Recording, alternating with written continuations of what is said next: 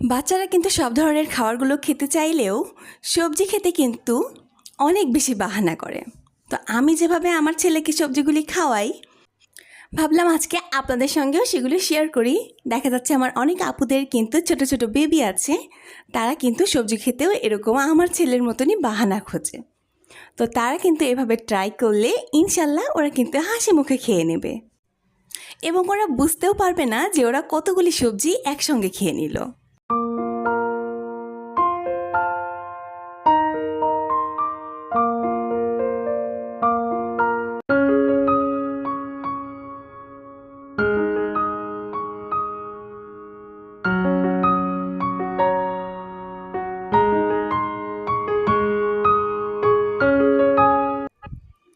আসসালামু আলাইকুম, লামিস ব্লগে আপনাদের সবাইকে স্বাগতম জানাচ্ছি। ঢাকা থেকে আমি জান্নাতুল লামিয়া। আশা করছি আজকে আপনারা যে যেখান থেকে বসে আমার ভিডিওটি দেখছেন সবাই অনেক বেশি সুস্থ আছেন এবং ভালো আছেন। আলহামদুলিল্লাহ, আমিও আমার পরিবার নিয়ে সুস্থ আছি। একটি রৌদ্র উজ্জ্বল ঝলমলে দিনে এক কাপ চা নিয়ে কিন্তু শুরু করেছিলাম, কিন্তু হঠাৎ করে এমন ঝড় বৃষ্টি উঠে এলো যে দেখে আসলে ভয় পেয়ে গিয়েছি। আর তারপর কিন্তু সোজা তাড়াতাড়ি করে ফোনটা নিয়ে চলে গিয়েছিলাম একটু ভিডিও করতে।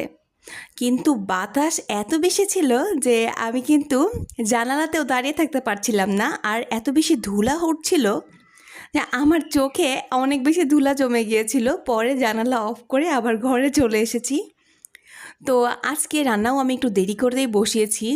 দেখা যাচ্ছে যে সকালের নাস্তাটা আজকে অনেক বেশি দেরিতে করেছি, তো এদিকে ক্ষুধাও লাগছিল না, আর তাই জন্য দুপুরের রান্নাটা অনেক দেরি হয়ে গিয়েছিল আজকে করতে। আর খুব বেশি একটা কিছু তো কখনোই করেইনি, আর আজকেও অল্প কিছুই করেছি। এখন করে নিচ্ছি রুই মাছ একটু রান্না করব পটল এবং আলু দিয়ে। এই রান্নাটি আমি অনেক দিনই করিনি, আর আমার বাবা অনেক দিন ধরে বলছিল তুমি একটু ঝোলের তরকারি করো।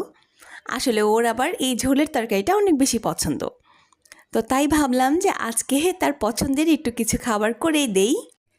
ভিডিওর একদম শুরুতেই কিন্তু আজকে একটি কথা বলে নিচ্ছি যে আমার ভিডিওর যদি কোনো একটি অংশও আপনার কাছে ভালো লেগে যায় তাহলে প্লিজ আমার ভিডিওটিতে একটি লাইক দিয়ে যাবেন, কারণ আপনার এই একটি লাইক কিন্তু আমাকে অনেকজনের কাছে পৌঁছে দিতে সাহায্য করবে। তাই সবার কাছে একটু রিকোয়েস্ট যে আমাকে একটি লাইক দিয়ে যাবেন আমার ভিডিওটিতে। আর যদি খুব বেশি ভালো লেগে যায় ভিডিওটি তাহলে আমার চ্যানেলটি সাবস্ক্রাইব করে আমার পাশেই থাকতে পারেন।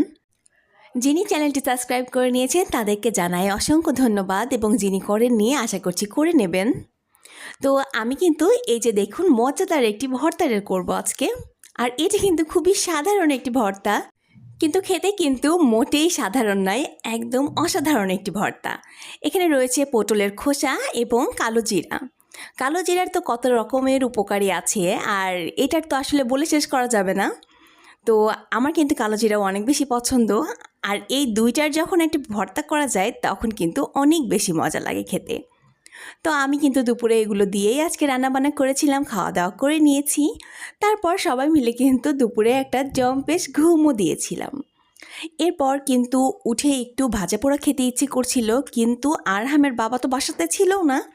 কিন্তু ও যদি বাসায় আসার সময়ও ওকে আমি কখনো বলি যে তুমি একটু বাহির থেকে ভাজা পোড়া কিছু নিয়ে এসো, ও কিন্তু কোনো দিনও নিয়ে আসেনি, কারণ ও একদম এগুলো পছন্দ করে না। ও খুবই হেলদি খাবারগুলো খায়। আসলে বাহিরের এই ভাজা পোড়াগুলো কিন্তু খেতে অনেক বেশি মজা ঠিকই, কিন্তু আমাদের স্বাস্থ্যের জন্য কিন্তু আসলেই অনেক বেশি খারাপ। তো আমার দেখা যাচ্ছে খেতে ইচ্ছে করলে আমি তখন নিজেই কিছু বানিয়ে খাই। তো আজকে ওরকম মনে হচ্ছিল যে একটু ভাজা পোড়া কিছু খাই, তো এই জন্য একদম শর্টকাট ওয়েতে, এটা ঠিক সিঙ্গারার শেপও হয়নি বা অন্য কোনো শেপও হয়নি, তো আমি আমার মতো একটু করে নিয়েছি, কোনো রকম একটু মনের শান্তি মতো খাওয়া হলেই হলো। আর এটি কিন্তু আমি স্পেশালি আরহামের খাওয়ার জন্যই বানিয়েছিলাম, কারণ আরহাম যেহেতু সবজিটা ইদানিং একদমই খেতে অত বেশি পছন্দ করছে না, আর এটা বানিয়ে নিলে কিন্তু ও অনেক বেশি পছন্দ করে খেয়ে নেবে। আর দেখা যাচ্ছে যে কোনটাতে কোন সবজি খাচ্ছে এটা কিন্তু ও বুঝতেও পারবে না। এর ভেতরে আমি একটি পুর দিয়েছিলাম, আর ওই পুরের মধ্যে ছিল আলু, কাঁচা পেঁপে, বরবটি, মটরশুঁটি, তারপর আমি দিয়েছিলাম একটুখানি রসুন আর একটা পেঁয়াজ। আর আমি আম্মুর বাড়িতে যখন গিয়েছিলাম আম্মুর বাসা থেকে আমি কাঁচামরিচ মিল থেকে ভাঙিয়ে এনেছিলাম। তো ওই কাঁচামরিচের গুঁড়াটা ব্যবহার করেছি এখানে একদম অল্প, যেহেতু আমার বাচ্চা খাবে। তো এখানে কাঁচামরিচটা যদি আমি কুচি করে দিতাম তাহলে এটা যখন ওর দাঁতের নিচে পড়লে ওর অনেক বেশি ঝাল লাগতো। তো এই জন্য আমি এখানে কাঁচামরিচের গুঁড়াটা ব্যবহার করেছি। আপনারা চাইলে কিন্তু শুকনা মরিচের অল্প একটু গুঁড়াটাও ব্যবহার করতে পারেন। আসলে বাচ্চাদের আপনি ঘরের খাবার যতটাই মজা করে খাওয়ান না কেন, ওরা কিন্তু বাহিরের খাবারটাই খুব বেশি পছন্দ করে। তো ঘরের খাবারটি যদি বাহিরের খাবারের মতো দেখতে হয় তাহলে কিন্তু ওরা খুব মজা করে খেয়ে নেয়, আর এতে কিন্তু ওরা পুষ্টিও পাবে। আর যেহেতু বাসাতে তৈরি সেহেতু হেলদি হবে, কোনো রকম আনহেলদি ওই যে তেলটা থাকে ভাজা তেল, ওটাতে কিন্তু এটা ভাজা হবে না, বাসাতে একদম ভালো তেলেই কিন্তু এটা ভাজা হচ্ছে। তো এরকম করে ভেজে যদি দেওয়া যায় তাহলে বাচ্চারা কিন্তু নির্দ্বিধায় অনেকগুলি সবজি একবারে খেয়ে নেবে, আবার খুব মজা করে খাবে তৃপ্তি নিয়ে। আবার আমি করেছিলাম কি যে এই যে ভেতরে যে পুরটা আছে এই সবজিটা একদম অল্প তেলে ভেজেছি, আর একদম পানি পানি রাখা যাবে না, শুকনা শুকনা করে ফেলেছিলাম। তো এরকম করলে হয় কি যে যখন আপনি ভাজতে যাবেন তখন কিন্তু লেগেও যাবে না, আবার ওগুলো বের হয়ে আসারও কোনো সম্ভাবনা নেই। তো আমি সচরাচর এইভাবেই করে থাকি, আর একদম শর্টকাট উপায়ে করি। একটা কাঁটা চামচ নিয়ে কিন্তু এই যে পুলি পিঠের চারপাশে যেমন করে আমরা ডিজাইন করি ওই ডিজাইনটা কিন্তু আমার হাতে খুব বেশি একটা ভালো হয় না। তো এই জন্য আমি কাঁটা চামচ দিয়ে এরকম করে দিই, কিন্তু দেখতে দেখুন অনেক বেশি ভালো লাগে, এটাও কিন্তু চলে আর কি। খুব বেশি যে অনেক বেশি ভালো লাগে তা না, যেহেতু বাড়িতে নিজেরাই খাবো তো এত সমস্যা নেই, অল্প কিছু ডিজাইন করে নিলেই হলো।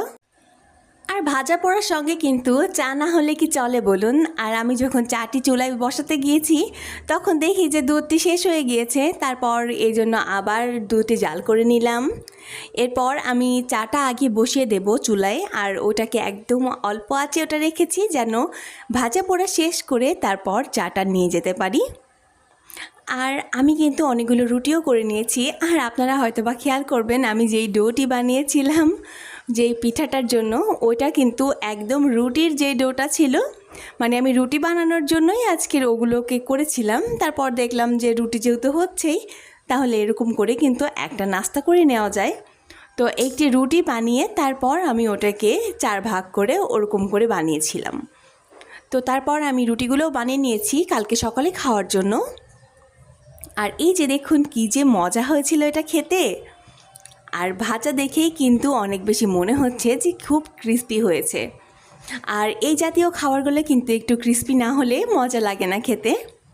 তো এই জন্য আমি করে নিয়েছি। আর এই যে দেখুন আমার খানেওয়ালা কিন্তু চলে এসেছে, এসে দেখছে যে না এটা গরম, এই জন্য হাত দিচ্ছে না।